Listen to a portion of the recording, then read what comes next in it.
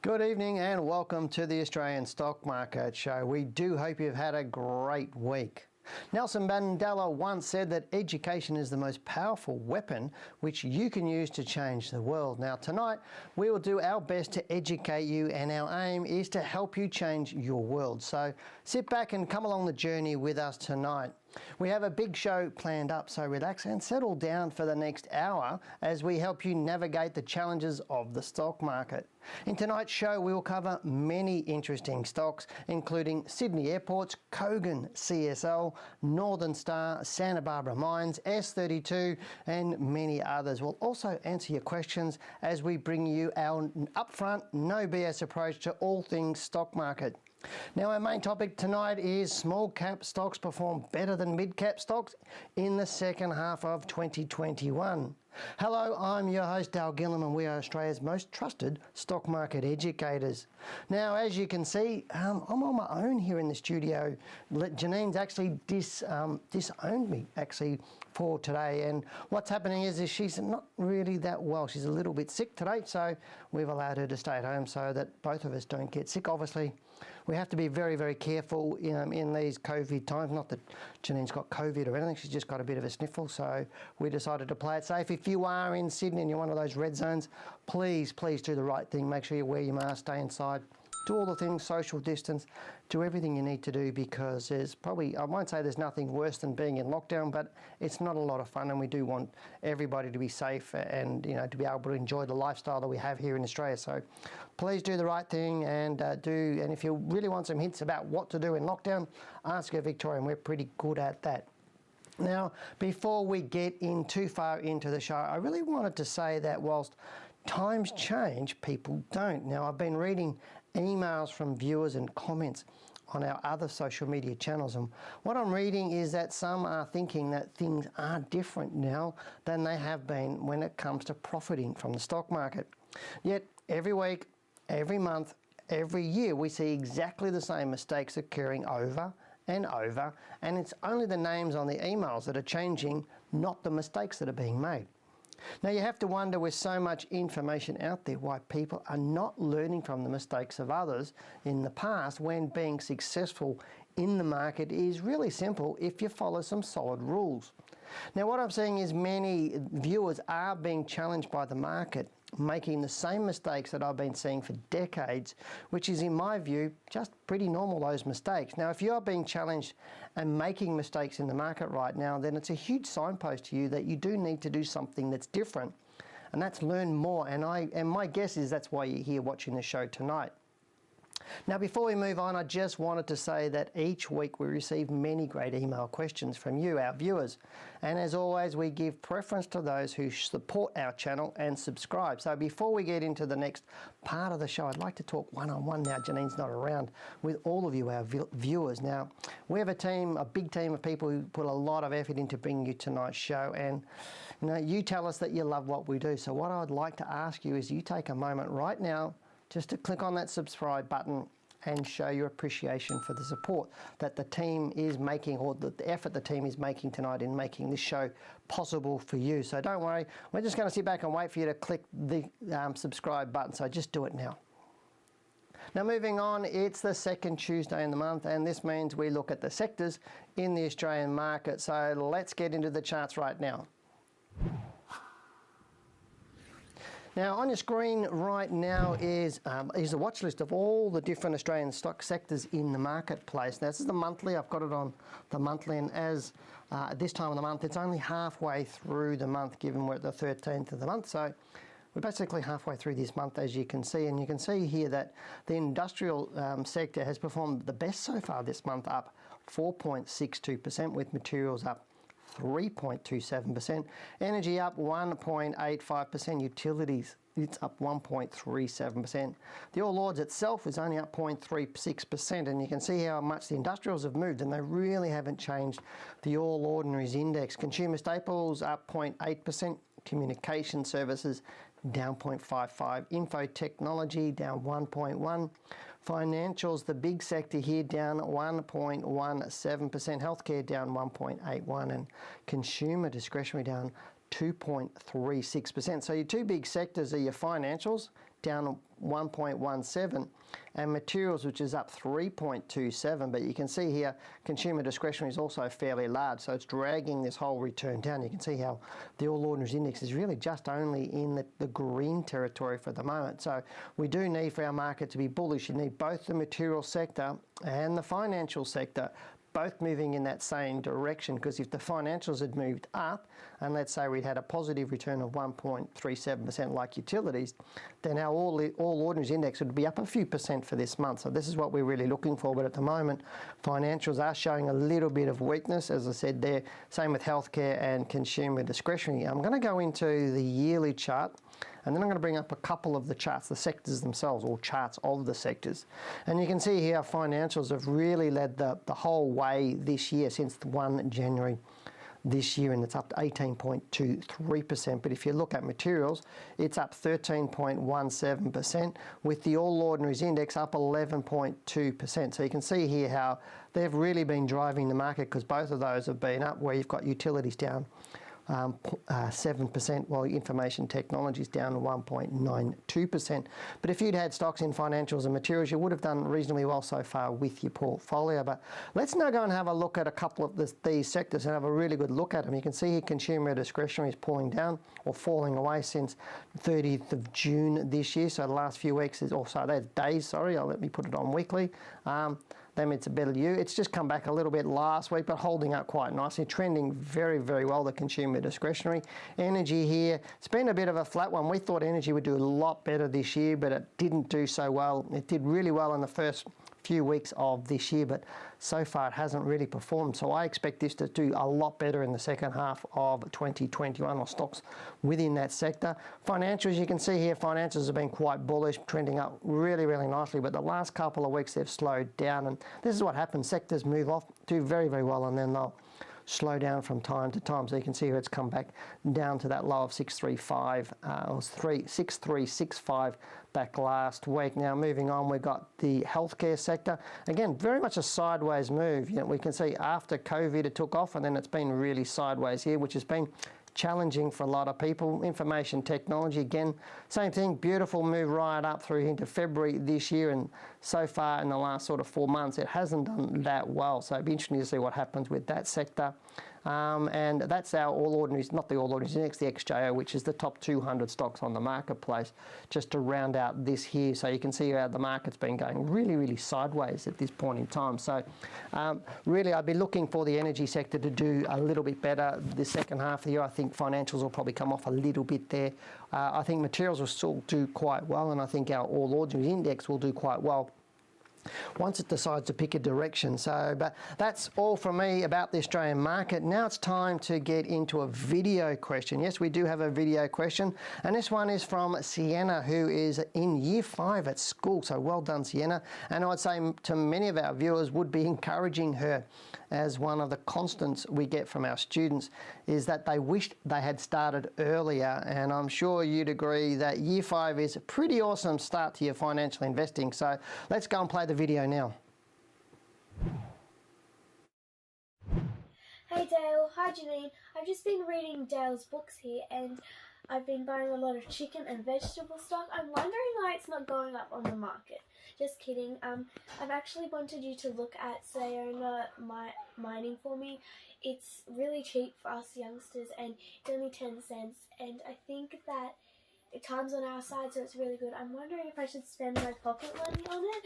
And also one quick thing, Dale, hey, when's the next band practice?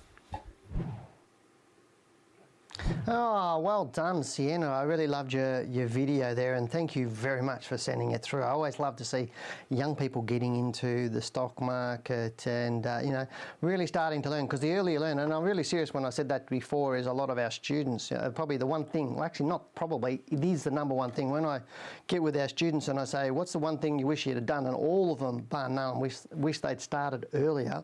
But even a little bit more detailed than that, they wish they'd learned how to do it properly earlier, not just starting earlier. So well done for starting at in year 5 at school. I wish I'd started at year 5 at school. It sets you years ahead. So let's go and have a look at the stock that you've asked for me. Band practice is in about 15 minutes, but it might be past your bedtime. So Sayona Mining is what your stock is, what you're talking about, and it's a real micro cap stock. So would I suggest you use your pocket money on it? No, I wouldn't. It's not a stock that I would personally trade myself. You can see how volatile it is. It just moves very, very, very strongly. And really, I would suggest to you, somebody starting out in in grade 5, you should be looking at stocks that are good long-term performers. I'd be looking at stocks, like your Wesfarmers, like your Commonwealth Banks, like your CSLs, like your Cochlears. They're the ones I'd be looking for. I wouldn't be looking to put my money into stocks like this. And you can see here how this stock here says 231 million shares at 6 cents. So, but when you multiply 6 cents, or 231 million into 6 cents, you don't get a lot of dollars there. So whilst they look attractive, they're high risk, and you might find that this stock, and you can see it here, if I bring up this monthly chart, if I bring it all up here, you can see that. So back in August 2013, it was 3 cents. Back in July 2015, it had a high of 12 cents. Back in 2018, it had a high of 11 cents. So it really is a stock. You just don't hold this stock. It's a buy, sell, and even then it's real guesswork at getting into it. You can see it just takes off really, really, really strongly quickly and gaps right up. And so you're really trading on news, and it's not a smart way to invest in my book. Look, I really do applaud you for getting into it, but as I said, I would be putting my money and my pocket money into the top 10 stocks. That's exactly what I'd be doing. So I pick the top 10 stocks on the marketplace and start putting some money into that and hold. And if you keep doing that and you keep putting money into those top 10 stocks, by the time you're 30, you'll probably be retiring on a lot of money. But thank you for sending in your question and that video question. Now it's time for us to get into our first email question for tonight, which is from Sonam. Now, Sonam says, "Hi Dale and Janine, I'm Sonam, a regular viewer and subscriber of your show. I love watching your show. Thanks a lot for putting your efforts to sharing your knowledge through this platform. I'm wondering if you guys would be able to give a brief explanation on the recent jump of Sydney Airport. Why does this non-binding proposal for acquisition of Sydney airports make the price go up?" Sonam. So let's go and have a look at Sonam. I'll bring up the chart right now and we can have a little bit of a chat with you. Obviously, it was a non-binding offer that happened last week. And I did talk about this on my market wrap yesterday. So if you go onto our YouTube channel like you are today and go to my market wrap for yesterday, I did talk a bit about that offer. But you can see here how last Friday, or Friday of last week, Friday of that week, prior to 2 weeks ago, it closed at $5.81, and then immediately on the next Monday it opened up at $8 and it's jumped. And the reason, Sonam, why it jumped is simply because of the offer price that they were offered. So the offer price was right up around this sort of level. So it's a little bit below where the offer price is from that, but they offered this premium to try and get hold of Sydney airports. Now, I believe it's too cheap, and that's what I was saying yesterday on my report. I think it's still too cheap. It's below its pre-COVID lows. There's its COVID high through here at $9.07. So that gap is really just, if you own the shares here and somebody's offering $8 a share for it, you're not going to sell it. You're just going to, immediately your sell price is going to go to $8 because you know you're going to get that on that non-binding offer. Now, it was a non-binding offer, which means that allows them to come back and make another offer because it wasn't binding. And also to pull out if they choose to pull out of it. So at the moment, from what I last read about this one, the board was going to reject the offer, which I think they should be doing, because we need to remember this stock is a great stock. It's an infrastructure stock. I think there's more upside on it, and I think there's better potential, the board would be better looking after their shareholders by rejecting that bid. But really, it's nothing to be worried about, mate. If you do own the stock, that's great. If you do own it, hold on to it at this point in time, because there may be a better offer coming out. Macquarie Infrastructure, or Macquarie, may come in and make another bid. There's rumours around that, but I wouldn't bet the house on that either. Really, I'd just be looking at saying, okay, hold at the moment. If it does get rejected, and just watch for a little bit. If it does start to fall away, you might choose to sell, but I do like this stock moving forward. But thank you very much for that question. Now we have an email from Mick who says, "Hi Dale and Janine, I've read both your books and have since started to change the way I invest. I used to be in small caps and have a mixed success. So I have started or now started to purchase some high price shares. Two that I have bought recently have started to go down. The stocks are Kogan and APX or Appen. My question is, do I sell and take a loss or hold and hope they go up again? Thanks, Michael. Well, we're going to look at Kogan, and then later on in the show we've got a question on Appen, so we'll cover the other one later on. So right now, let's go and have a look at the chart and bring up Kogan for you. Now, it really is a sign. If you're asking this question, that means you don't have an exit strategy, and when you bought, you probably bought on whatever news or whatever research you did at the time. But looking at Kogan, it's been bearish for such a long time. There through October last year, been very, very bearish. So there's no reason to hold this stock all the way through there. In fact, a few of the sell signals that we teach, one of them is in my book. If you haven't read my book, go and buy my book, because there is this beautiful trailing stop loss that we talk in my book that would have got you out of this stock right up here at a good profit rather than suffering that fall. At the moment, we've seen some signs that Kogan is finding some support. We can see 1, 2, 3, 4, 5, 6 weeks up, although this week did close low. Only a couple of weeks down, so I wouldn't be too disheartened right now. Now, you're saying, do I hold or do I sell? Now, really, that's what your choice is. You need to understand what you're doing and not necessarily ask, say to Dale, well, what should I be doing? More, I'm going to tell you what I think the stock is. You need to make the decision whether you hold or sell yourself. And that's why I always say to people, you need to have entry rules and exit rules. If you buy a stock, you not only need to know why you're buying it, you need to know how you're going to manage it. It's all too late once it starts to falling and then to start to, the emotions are running high for you then to go, okay, what am I going to do now? And then asking us to give you an answer on that. Right now, if it holds up through here and it starts to move up and it moves through that level there at 13.45, continue to hold it. And I would continue to hold it while it continues to rise up. If it starts to fall away from here, the deeper that fall, the more likely it is it'll fall below that low there of $8.70. And if it falls below that and you're still holding it, then I would suggest you might want to liquidate your positions, because you don't really know how far it's going to fall. And this is the challenge a lot of people have with cheap brokerage nowadays. If you've got good rules, you can get out and then come back in later. So, as I said, we're going to handle Appen a little bit later on in the show, but right now we're okay with doing this. Now, the next question we have is from George, who says, "Hi team, thanks for all the information, really appreciate it." He's saying, could you please take a look at CPV? I bought in on the 25th of March at 42 cents and topped up in early April for an average price of 68 cents a share.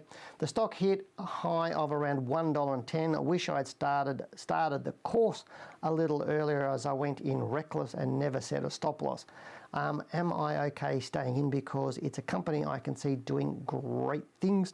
Could you please give your opinion on why the share has been dropping? I can see that the company may need to raise more capital and is in early stages. Regards, George. So you mentioned starting the course. I'm assuming you started one of our courses. I don't know which one, but you will learn rules around what you should be doing there. I mean, what you're asking me to do is to validate you making a mistake in holding onto that stock, but you shouldn't have probably bought into it in the first place. But let's go and have a look at the chart. And without Janine being here, that means I'm not going to get somebody kicking me under the table if I'm a little bit direct. So please don't mind me. I'm not trying to be rude to anybody, but I'm just saying you should have known this before you got into it, and you didn't, and that's okay.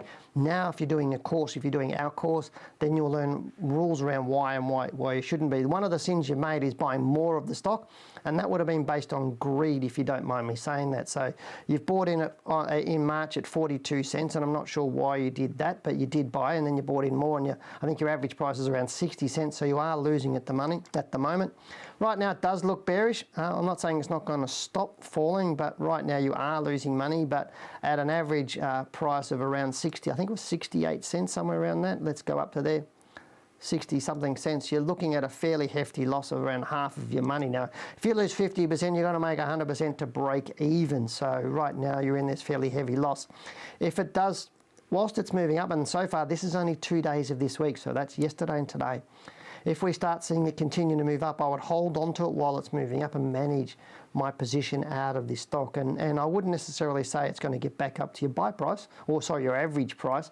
But right now, if it does start to move up, and stay with it while it's moving up, but then I'll be trailing up a stop loss underneath that, George, just to protect your capital from here. But it may be a good story for you, and it may continue to go up, and you may get back above your average price. And if it does, then I would just start setting lines in the sand. But again, I'm not holding a big hope for that for you, but it really is about getting the right buy and actually understanding how to manage it. And I think that's what you know now anyway. And again, that's probably why you've decided to do our course. But thank you very much for sending the question in. Now we have another question, so let's get into our next email. This one's from Robert, who says, "Hi Dale and Janine, love the show and always watch it every week." So thank you very much. I've currently purchased PointsBet's holding at the all-time high of $17. It's currently been trending downward for some time. Do you think this stock will start to rise? Thanks, Robert. So let's go and have a look at that. Again, another stock that's falling away. So let's go into PointsBet. I think we covered this a few weeks ago now. He's bought in around the all-time high, which is $17 now. Up around this sort of level. So again, that's pretty common. A lot of people will see that and they would, and I'm not sure how you decided to buy it, but I do see people often, you know, they get into the chat forums or they get reports or something like that, or they watch YouTube videos from some guy in a t-shirt saying, I like this stock, and people jump in near the ends of runs. It's pretty common. And again, that's one of those things I was talking about at the start of the show where I continually see the same mistakes. So, the same with the last email, I see the same mistakes. So whilst I'm not being rude to George, I've seen thousands of Georges over the years and etc. buying and doing things that they probably shouldn't have been doing, or they didn't have the knowledge to do at the time, and they didn't understand the risk that they were taking. We'll talk more about that in the main topic. But looking at this moment, it has been trending down since February there. So coming right down into this low there in May at $11.10. Now, given your buy price is at $17, we're looking at that. Currently, you're sitting at around 24% loss. And as we talk about in my book, and as Janine and I talk about all the time, we generally say set a stop loss at 15% of your buy price. So that would have seen you exited 10% further ago. And this is where these little losses and these sorts of things add up. When you let stocks run into loss, you start losing a lot more, because like I said before, if you lose 50%, you're going to make 100% on the remaining capital to break even. If you only lose 10%, you've got to make just 11% to break even on the remaining capital. So losing 24% means your remaining capital, whatever's staying in that, needs to rise well over 30% for you to get back into an even. So if I put my pointer, the same tool here, put it on here and go the opposite way, you can see here, it didn't work because I didn't put it on the right spot. Let me get into here. If I put it on the right spot, you can see here the rise up, it's got to go over 33% for you to get back to being even. So it's a bigger effort for you to do so. Currently, this could be just a move in the opposite direction to the prevailing trend. But right now, we've got 2 days in to this current bar. So that's Monday, Tuesday. This could be 1 week up or 2 weeks up, or a little bit just like through here before it falls away. But I know for certain if it fell below that low of $11.74, I'd be exiting. I really would be exiting. But you might find it, sort of bangs its head sort of on this angle. I talk about using angles of momentum through here. So you might find it bangs its head on here and then starts to go south. But if it starts to sort of break through this level, I won't get excited about this until it gets through that level if I were you. And that's that $14.13. Would that signal a buy to me? No, it wouldn't signal a buy to me, but it would signal that at least the downward move's over for at least the short term, and we may be seeing a bit of a short bull run through here, but I'm not convinced this is going to be a longer term more bullish stock, so please be careful with that one. But look, as I said, I do really appreciate you sending in your questions anyway. So we do now have an email from another George here. So again, a different George, but another George. So he says, "Hi Dale and Janine and team, more spot on weekly info. Keep up the great work. I just have a question for Janine. I'd love to get Janine to answer it, but she's not here, mate. As she has specifically mentioned setup indications on a few shows now. SBN, or Santa Barbara Mines, monthly chart looks like it's setting up for another rise, but could go sideways for a while, according to history, whilst just waiting on larger volumes, as it appears to have found its recent support level at $1.68 between 2017 to 2019. Downside could be around 10 cents. Upside could be $3 to $4. Only time will tell. And I know George put a lot more effort into the email. We've just edited out a bit of that because it was a bit long for the show, but thank you for putting that in, George. But let's go and have a look at it right now. So I'll bring up Santa Barbara Mines and I'll grab my glass of water and have a bit of water here, and you can see here on the left hand side it's that $1.68 level. This is the support level that we're talking about through here, or George was talking about through here. And yeah, it sort of does look like it's hit that support level, but has it confirmed it yet? No, it hasn't. You know, we might see the stock fall through it, and this is where some people think they jump too early with things like double tops, double bottoms, and they say, oh, it's done a double bottom or double top, and some people would suggest this could be a double bottom, and in my case right now, no, it's not. Because what we've seen here is the stock hit a low of $1.61. We've seen it hit there at $1.70, so 9 cents higher. Then we've hit it there at $1.69, so 1 cent lower than what it was here, but still not quite as low as this area here, as I said, $1.61. But all we might be seeing, and this is where you really do have to be careful, and this is the mistakes that people make so often, is they see these little runs up, and if you look at it, if I put my little tool on it, you can see a move here from here to here. That's 12.57, and so somebody may see that rise over a week or two and see it. They might see rising volume into it. They may see, hey, Santa Barbara Mine's up 10% or 12% in the last week. Let's jump into it, and then they jump into it only for it to fall away, and then you get another rise and falls away, another rise, falls away. And even here we had a more consistent rise through here, and this is again what people often do. You can see another big rise of nearly 12%. And people would have jumped in here thinking, it's fallen to its low, it's going to move up again, and then it falls away again. So we do need to be careful for it to confirm that it stopped falling, and all too often the mistake I see people do is jump way too early. And right now this is not confirming it stopped falling. It's been falling all the way since this high in July 2020. You can see there, if I put my tool on that, you can see it's fallen somewhere in the vicinity of 57% on that.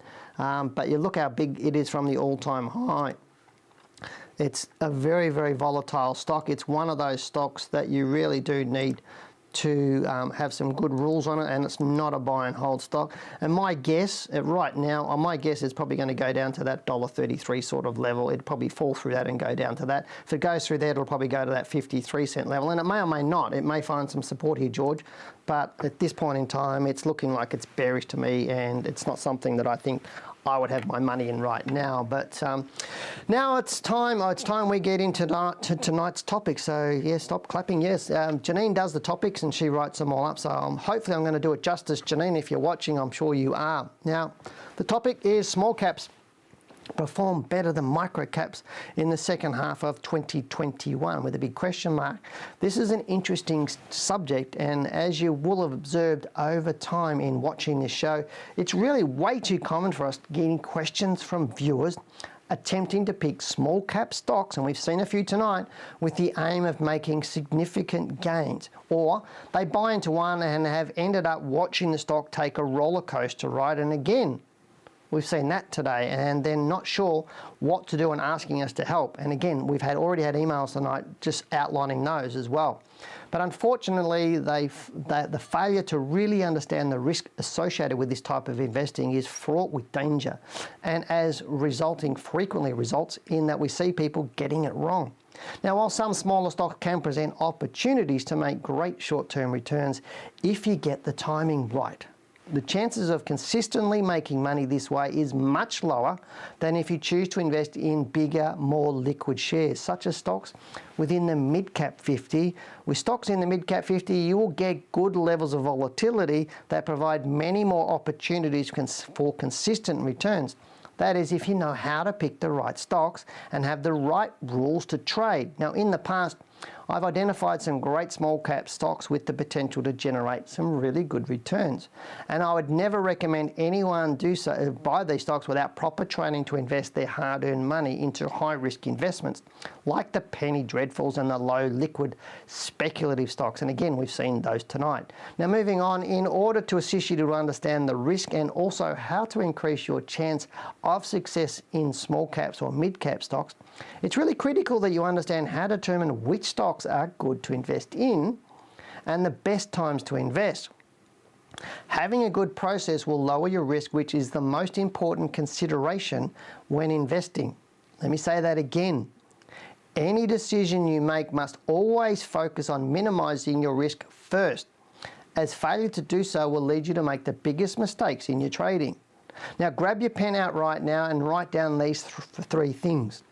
Firstly, understand how to manage your risk. If you don't know how, then you need to invest in yourself to learn how to do this properly so you can trade consistently well. Number two, secondly, you need to understand patterns in charts, as this is the key to choosing great stocks. In my second book, Accelerate Your Wealth, It's Your Money, Your Choice, I share this with you. If you've not yet had a chance to grab your copy, then do so. It'll pay to get a copy.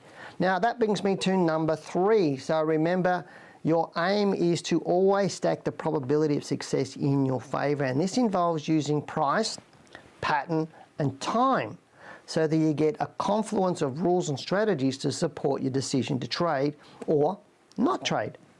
Whilst I can't share with you how you can do all of these in detail on YouTube, I can lead you in the right direction. Now, to start with, I'll discuss the Small Ordinaries Index and the Midcap 50 Index. Now, here you'll see that there are better times to be buying smaller cap shares based on cyclical movements in the market, as well as sharing how you can determine whether small caps or mid-cap stocks are likely to perform better in the second half of 2021. So, okay, let's get into the chart so we can have a look. So I'm going to bring up a couple of things for you first. And the first thing I'm going to bring up is really showing you the Dow Jones or S&P Dow Jones indices. Now, this one here, I just made this one a PDF, but I'll show you where to get these. And I know we've done this in the past, showing you where to get these reports from the S&P 500. So this is the Dow Jones S&P indices, but this is, you can see over there, S&P ASX Small Ordinary. So this is the index itself. And it shows you all about, gives you all the details, and it shows you this historical performance of it. So the blue line is the Small Ordinaries Index. So we can see there, that's the blue line. And let me just zoom in on this. I can see if I can get the zoom going. Where's my zoom? It's up here, isn't it? And there we go. There we go. You might be able to see that now. So you can see here, the blue line is the Small Ordinaries Index, and the black line is the S&P ASX 200. So you can see the 200 is performing, you can see the angle of that is faster than the Small Ordinary. So the 200 is performing better than the Small Ordinaries Index through here. And obviously this line here, which is not even on there, I'm not sure what they put it there. Oh, no, there it is. You can just see underneath the black one, the orange, which is the 300. So you can see the 300 and the 200 pretty much track each other.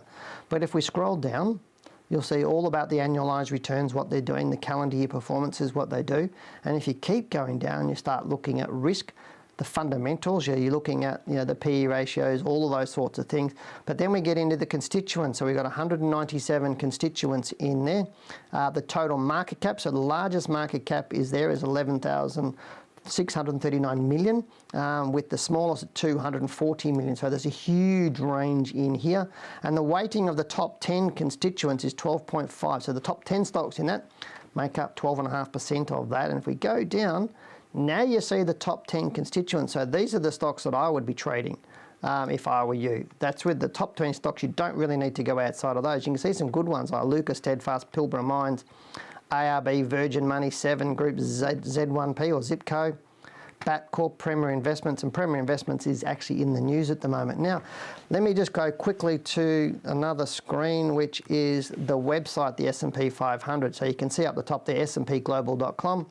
This is S&P 500 Midcap 50s, and this is the actual website itself. So if you go down, you can see these fact sheets. So just download the fact sheets and you'll get to what we were before. But looking at this helps you understand what stocks that you can find and what stocks you should be looking for. And you can see here the return in this sector for the past 1 year is 29.24%. So if you pick the good stocks in that, and they're going to be mainly those top 10 stocks in those indices. So, and the mid-cap 50 is probably, if you're looking for spectacular growth and really good solid shares that are easy to pick, I'd be looking straight on into there. Now, let's go and bring up the sectors themselves. So let's have a look here. So we're looking now at the mid-cap 50 sector. And what we were talking about is price, pattern and time, and you can see how it's quite a volatile sector, and Janine's marked all this up for me. And you can see here the current highs are around 31% higher than here, but we had a big drop into the GFC low of 61%, very, very volatile. They fell more than the total market is. During the GFC, they fell 42%, which is a huge, huge, heavy fall. But they've risen back over 100% in that time and made a new all-time high, which the market hasn't, or the overall market hasn't. So you can see the mid-cap 50s have done really, really well throughout this time. But the best time to buy would have been after these lows. But then you've got periods where it's going sideways and really not doing too much here. So you do need to pick your timing on these stocks. Now, let's look at the small ordinaries and see how that is different. Now, I'm not overlaying the two, and you can see how much more volatile the small ordinaries is. Now, the small ordinaries index is stocks that are outside the top 100 but within the top 300. So there's 200 stocks in there, as you saw on that PDF that I did show you. So they're outside the top 100, so it's ranked by market cap 100, 1, 2, 300. But you can see the big movements in price from that March 2003 low up to that high there in October 2007, and a massive fall down 66%. So they fell a lot heavier than the overall market, and then it's been rising 138% since that particular time. But you can see periods there where anything in the small ordinaries just really wasn't great to trade. Now, whilst there would have been individual stocks within those areas that could have been good to trade, the best times were after the COVID low and after the GFC low. You would have got the really good movement on those stocks, and you can see it's still 22% off its high. But if you get your timing right, and this is the important thing, it's price, pattern and time, not just looking at a few charts and not looking saying, oh, it's trending in this way. You do need with these sorts of stocks to get your timing right. Now I want to show you a couple of stocks. Now, a couple of stocks that I wanted to look at, and one of them is Jumbo Interactive, and you've heard me talk about this a couple of times. So these are in the sectors you're looking at. Actually, I want to show you this quickly.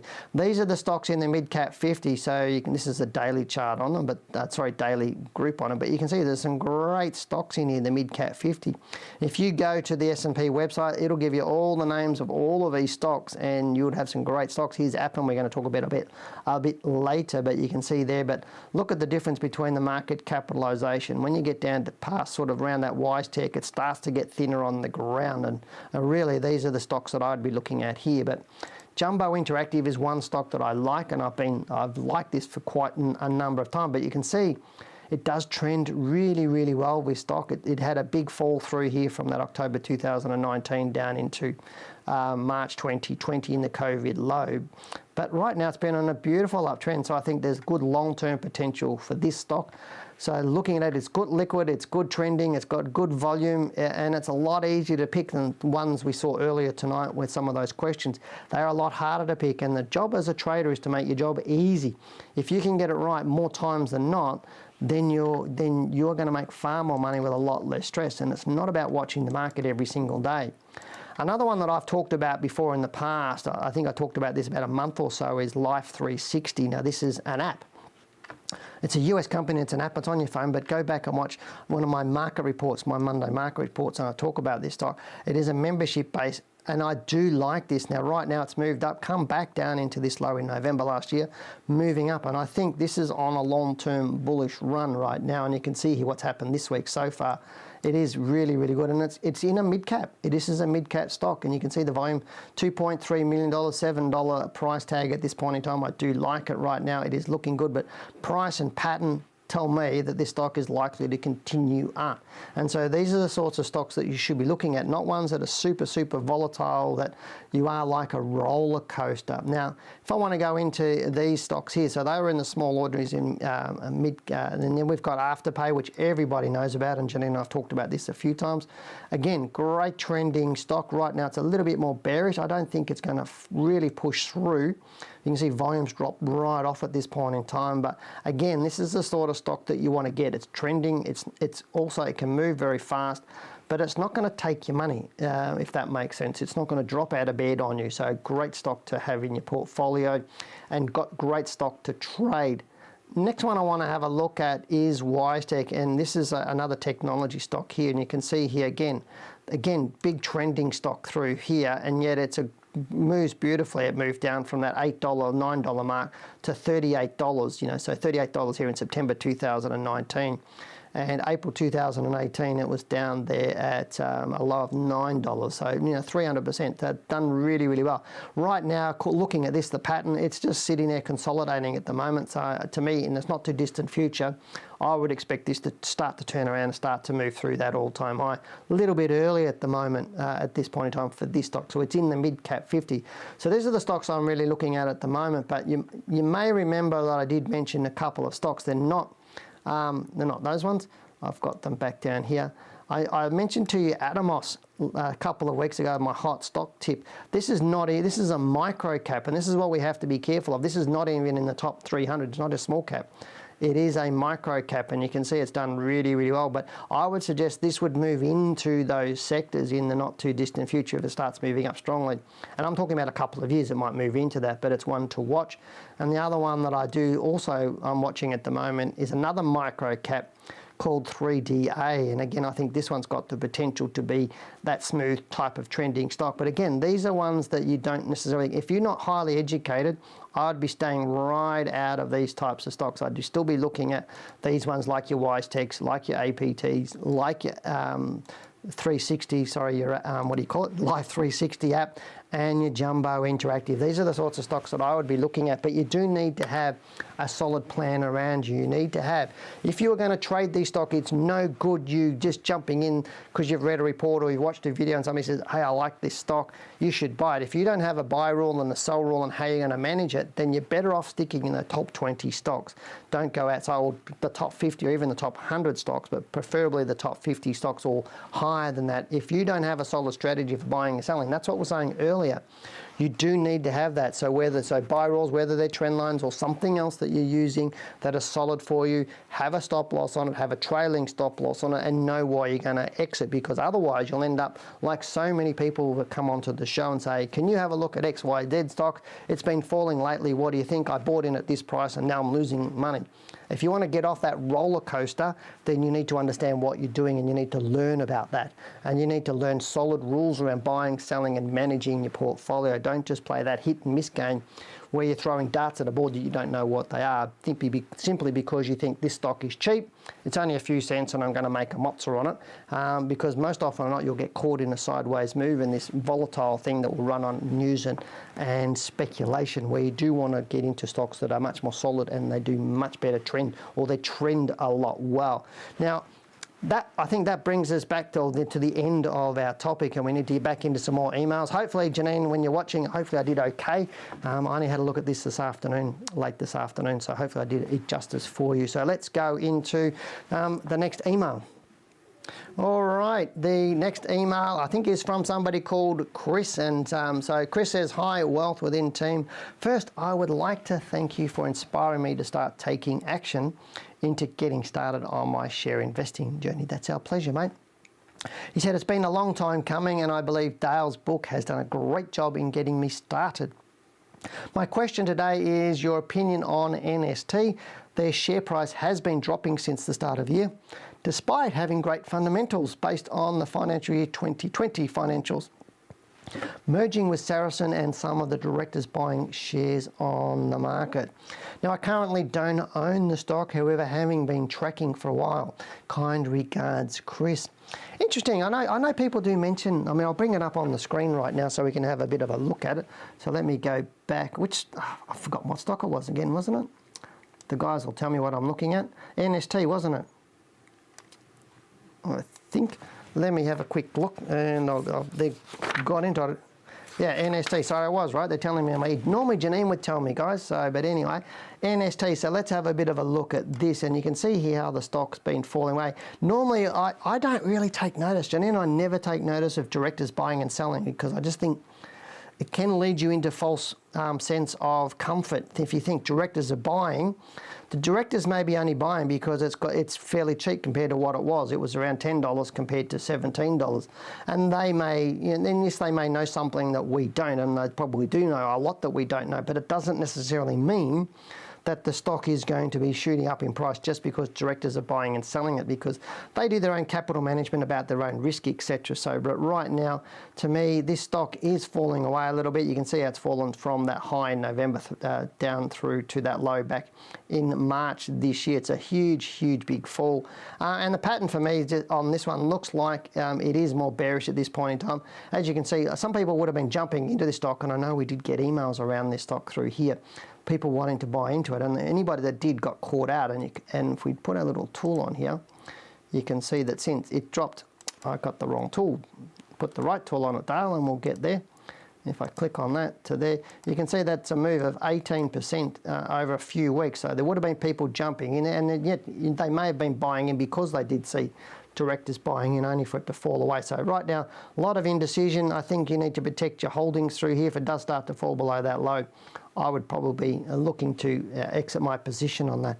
And that lows there is $9.68, because if it does go below that, it's likely to go below that $8.99. But there is some pretty support around that $9 sort of dollar area, but whether that will hold or not, it's another thing, because you can see how vertical it is. But just be careful of this at the moment. But again, it's about having solid rules around what you're doing. But please, have a good look at that stock and make sure you have an exit strategy for yourself. The next email we have is from Brian, and Brian says, love your show. I know that you've covered CSL many times in the past, and its record in the past 10 years has been spectacular. Its share price has fallen about 20% since the 19th of February 2020. What do you think that the share price should do to indicate that it's a good time to buy? Interesting question there, and you are quite correct. We do love CSL on this show, and Janine and I both love it. It's been one of the best stocks on our market for not just 10 years, but for more like 20 plus years. So I think I worked out one day that if you put $1,000, I think it was $1,000 into CSL, the time it floated, because that was a government company and they floated it, or they privatised it. I think I worked out if you put $1,000 in, you'd be retiring now on a lot of money. But let's go and have a look at the stock itself and bring up CSL. So there it is on my screen right now, and you can see here the 20% drop that Brian was talking about. It's down to where it is, but it has been a hell of a lot further, the fall down into that March 2021 low at $242.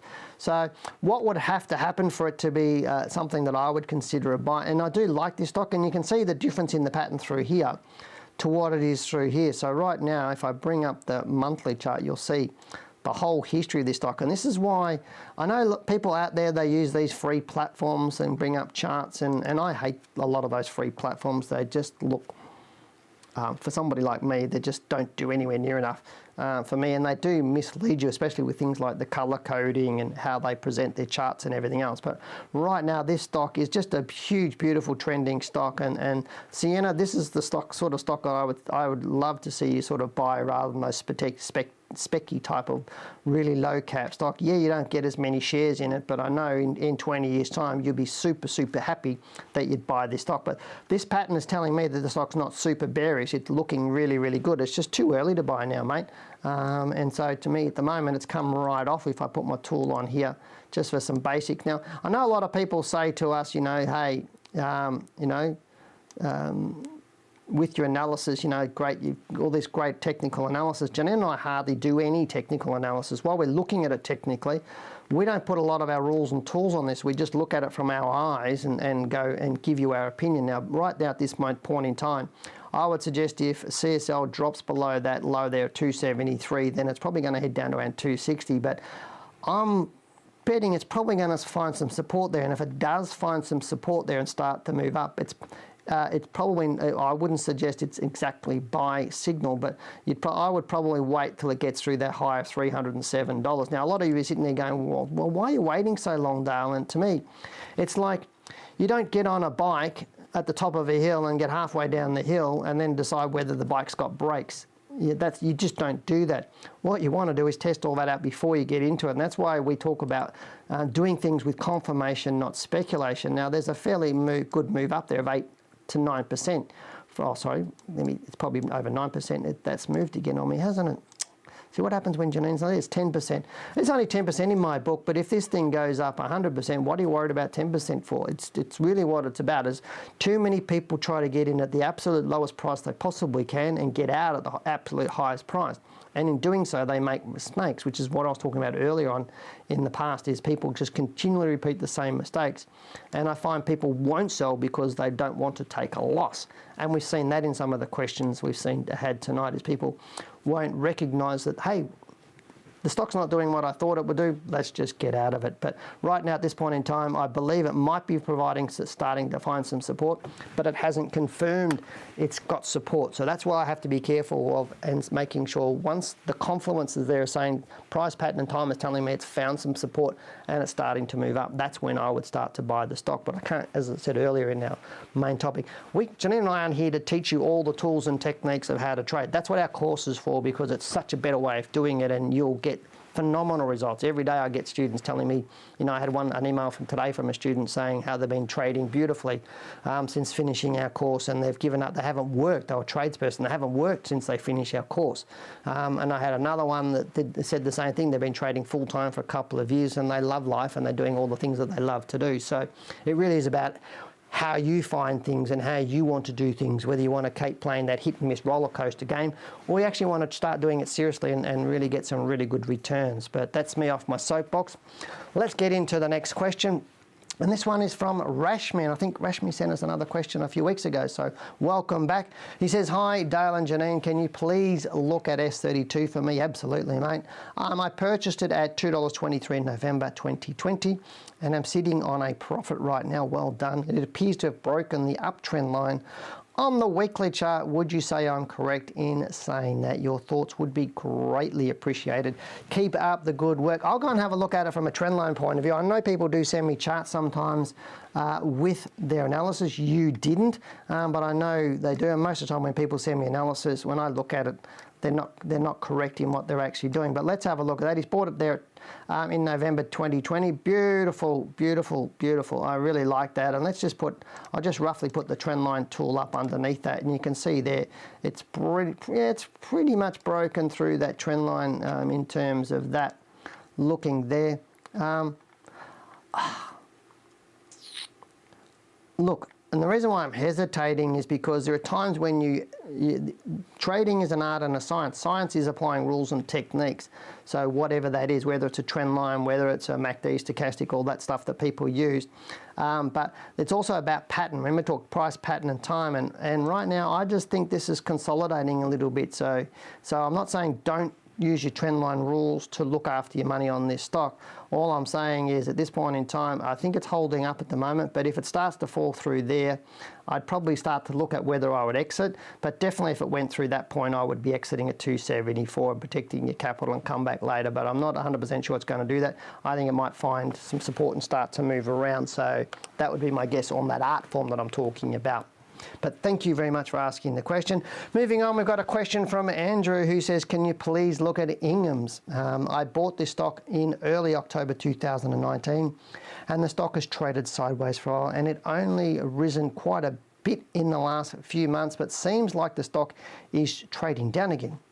I do have a stop loss at around $3.50, but given the lockdown in Sydney, should I sell this stock before the trigger price and lock in my profits?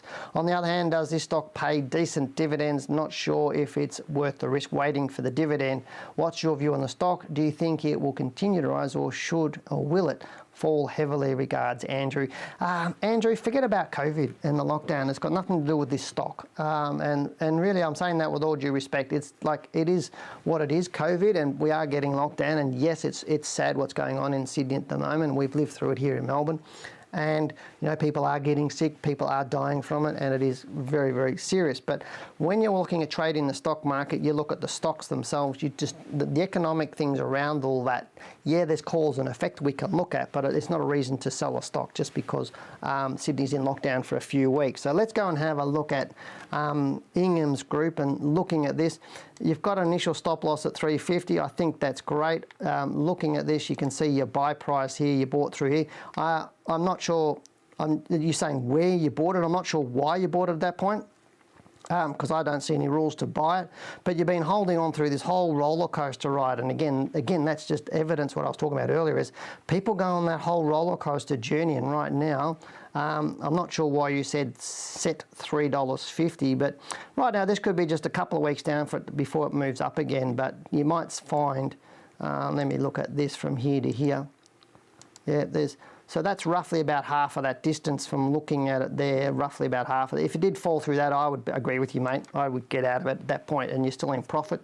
But you may not find it might do that. It might only come down a little bit, may find some support here and take off, because if we go and look at a horizontal line here and I draw it across here, you can see there's lots of support through that sort of area there.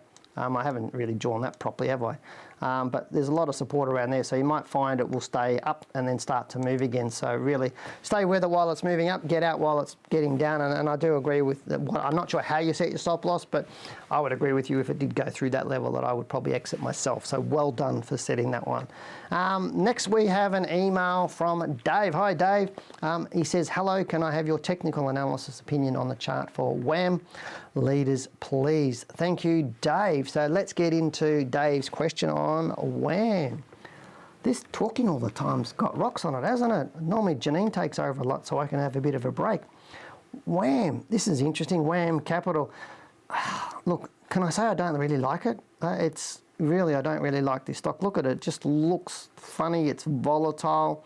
It gaps around. It's not super liquid at times.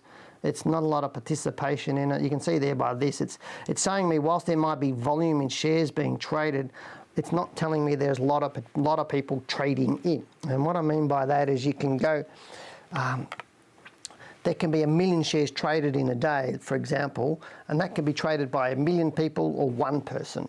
And what I'm saying is that just because 1 million shares are being traded doesn't mean there's 1 million people trading it. Would you rather 1 million shares being traded by one person or 1 million shares being traded by 1 million people? And I'm going with 1 million people every single time, because you're going to get a fairer market and a lot closer spreads between the bid and the asking price, and you're going to get a lot more liquid stock. So it's not just about how many shares have been traded, it's how many people are trading those shares. Now, some platforms, I believe, share some of that information. I know Macquarie, who I trade with myself, they actually have that in their platform, so you can actually see a lot of the number of transactions on a share if you look hard enough. Now, please don't send me an email asking me to show you, because it takes me a while to figure it out myself.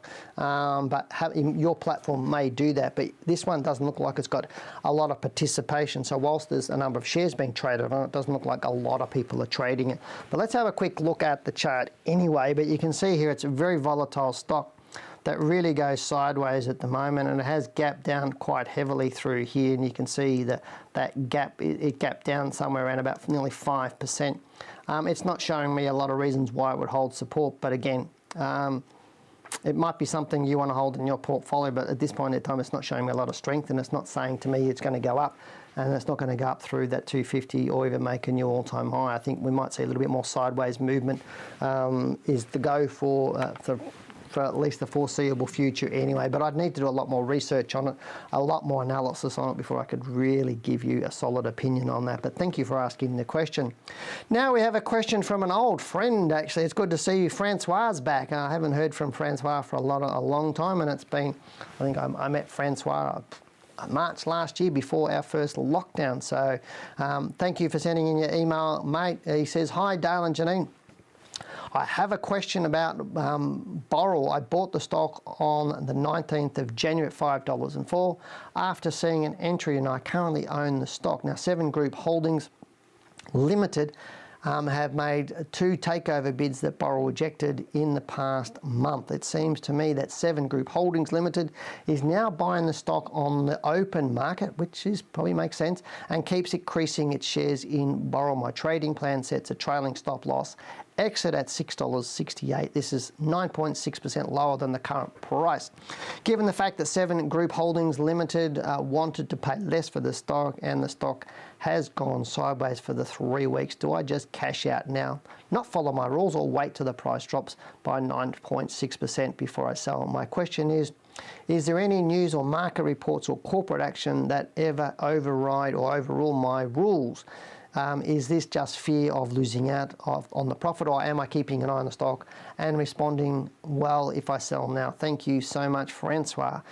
Wow, big long question. There are times when your announcements or things that are happening do override your technical rules. Yes, some of those are buyouts, and I think we talked about it with Sydney Airports. I talked about it with Sydney Airports yesterday on my report.